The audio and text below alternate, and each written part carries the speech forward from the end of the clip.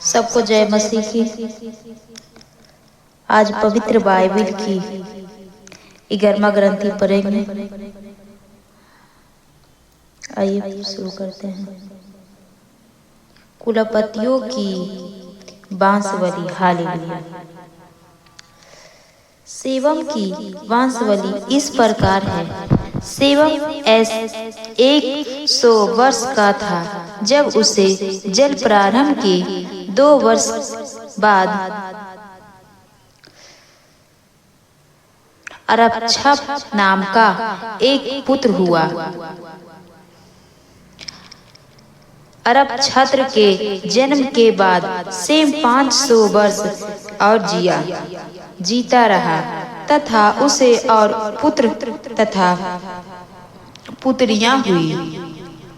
अरपक्षद 35 वर्ष का था जब उसे सेलम नाम का एक पुत्र हुआ। सेलम के जन्म के बाद अरपक्षद 433 वर्ष और जीता रहा तथा उसे पुत्र तथा पुत्रियां हुई। सेल 3 वर्ष का था जब उसे एवल नाम का एक पुत्र हुआ।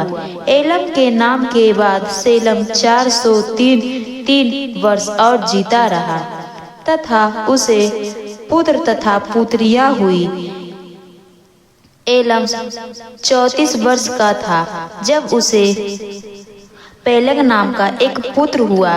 पेलम के जन्म के बाद एवल 403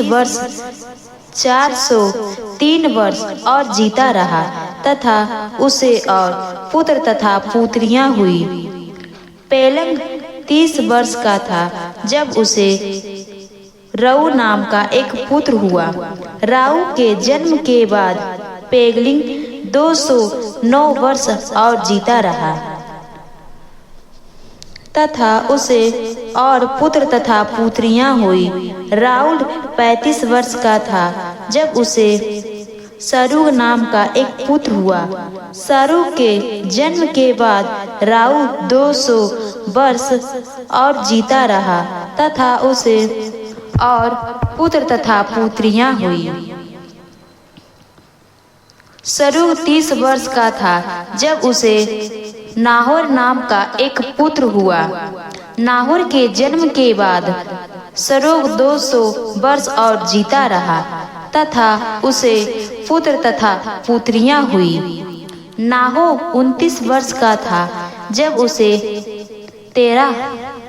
तेरह नाम का एक पुत्र हुआ। तेरह के जन्म के बाद नाहो 129 वर्ष और जीता रहा तथा उसे और पुत्र तथा पुत्रियां हुई। 70 वर्ष का था जब उसे आरवोन नाहोर और हारोन नाम का पुत्र हुआ। हालेलुया।